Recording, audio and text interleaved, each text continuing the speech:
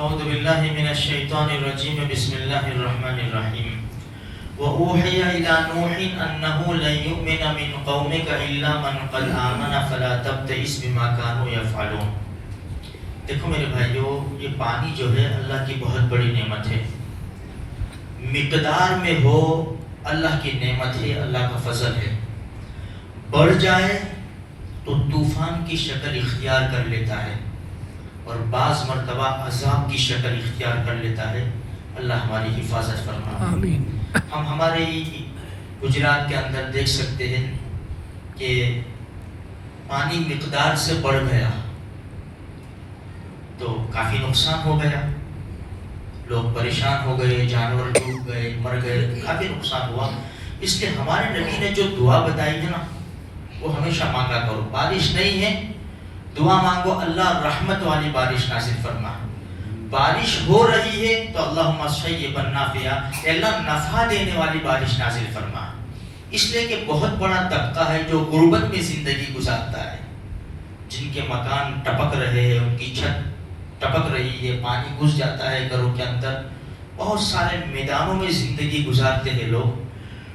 تو ہمیشہ مانگو تو نفع والی بارش مانگو۔ دیکھو جب یہ پانی مقدار سے بڑھ جاتا ہے تو طوفان کی شکل اختیار کرتا ہے، اور یہ پانی آپ دیکھتے ہیں، ہم دیکھتے ہیں نا بھئی سونامی کی شکل ہے، یا تو لوگ دریاؤں کے اندر ڈوب جاتے ہیں تو پتہ بھی نہیں چلتا۔ اللہ ہم سب کی حفاظت فرمائے۔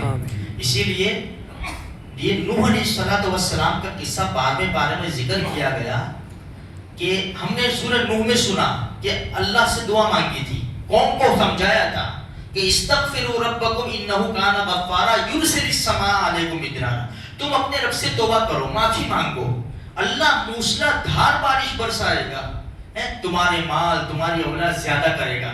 لیکن قوم نے نہیں مانا، تو پھر اللہ پاک نے فرمایا اے نوح، اب یہ قوم ایمان نہیں لائے گی، اب تم تیاری کرو، اب ہمارا عذاب آئے گا پانی کا۔ حالانکہ پانی کی بہت قلت تھی، کشتی بناؤ۔ نوح علیہ السلام نے نہ کبھی کشتی دیکھی تھی، نہ کبھی، جب دیکھی نہیں تھی بنائیں گے کیسے؟ لیکن قرآن نے کیا کہا؟ بِأَعْيُنِنَا وَوَحْيِنَا، ہماری نگاہوں کے سامنے بناؤ اور ہماری وحی کے مطابق بناؤ۔ ساگ کی لکڑی کی کشتی تیار کی، 300 گز لمبی، 50 گز چوڑی، 30 گز اونچی اور 3 منزلہ۔ جب کشتی تیار ہو گئی، خدا کی قدرت دیکھے، اب یہ پانی دیکھو، قرآن کیا کہتا ہے؟ جب یہ پانی کا طوفان شروع ہوا نا، اللہ کی بڑی عجیب قدرت ہے کہ پانی پہلے کہاں سے نکلا؟ قرآن کہتا ہے حتی اذا جاء امرنا، جب ہمارا حکم آ گیا کہ اب عذاب آئے گا، وفارت تنور، تنور جانتے ہو نا، جس میں روٹیاں بنتی ہے، جس میں آگ ہوتی ہے، وہاں سے پانی ابلنا شروع ہوا۔ تفسیر میں اس کا ترجمہ زمین بھی کیا ہے، لیکن تنور یہاں صاف لفظ ہے، تنور سے پانی نکلا۔ جب تنور سے پانی نکلا، زمین نے پانی بہانا شروع کیا، آسمانوں سے پانی برسا، پہاڑوں سے نکلا، اتنا پانی کہ کشتی تیرنے لگی۔ 10 رجب المرجب کو کشتی نے تیرنا شروع کیا۔ قُلْ نَحْمِلْ فِيهَا مِنْ كُلٍّ زَوْجَيْنِ اثْنَيْنِ وَأَهْلَكَ إِلَّا مَنْ سَبَقَ عَلَيْهِ الْقَوْلُ مِنْهُمْ، تمہارے جو ایمان والے ہیں ان کو سوار کر لو، اور جو حلال جانور ہے اس میں سے ایک ایک جوڑا سوار کر لو۔ اب یہ کشتی چلی، میرے بھائیوں سب ڈوب گئے۔ نوح علیہ السلام کا بیٹا، وہ ایمان نہیں لایا تھا، باپ نے دیکھا کہ بیٹا بھی چلا جائے گا، تو قرآن کہتا ہے یا بنیا، اے میرے جگر کے ٹکڑے، نوح علیہ السلام نے فرمایا او میرے بیٹے ارکم معنا، آجا ہمارے ساتھ سوار ہو جا، ولا تکم مع الکافرین، کافروں کے ساتھ مت ہو۔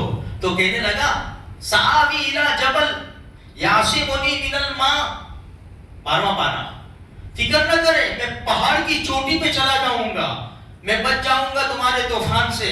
نوح علیہ السلام نے فرمایا لا عاصم اليوم الا من رحم، کوئی نہیں بچا سکتا مگر جس کے اوپر اللہ رحم کرے. تفسیر میں عجیب بات ایک یہ لکھی ہے، اگر اللہ کسی کو بچاتا نا، ایک عورت جو اپنے دودھ پیتے معصوم بچے کو لے کر سب سے اونچے پہاڑ کی چوٹی پر چلی گئی تھی، پانی پہنچا وہاں پر، اس عورت نے بچے کو اوپر اٹھا لیا. جب پانی اپنے سینے تک منہ تک پہنچا، بچے کو اوپر اٹھا لیا، لیکن ایمان نہیں لائی تھی. اللہ تبارک و تعالیٰ نے اس کو بھی غرق کر دیا. نوح علیہ السلام اپنے بیٹے کے ساتھ بات کر رہے تھے تو ایک موج آئی، وحال بینہم الموج فکان من المغرقین. ایک موج نے اس کو تھپڑ مار کر ڈبو دیا. میرے بھائیوں، یہ ہے پانی کا عذاب. تفسیر میں لکھا ہے کہ پوری دنیا کے اندر پانی تھا، پوری دنیا کے اندر. بیت اللہ کو اللہ نے اٹھا لیا تھا، اس کے اوپر سب گرد و غبار جم گیا تھا، اس کی بنیادیں چھپ گئی تھی. جو ابراہیم علیہ السلام نے جب بنایا تو جبریل آئے تھے، انہوں نے مٹی کو ہٹایا اور بتایا کہ یہ بنیادیں ہیں بیت اللہ کی، اس کے اوپر تعمیر کرو. کشتی چلی، بیت اللہ کا طواف کیا، 6 مہینے تک پانی کے اوپر رہی کشتی.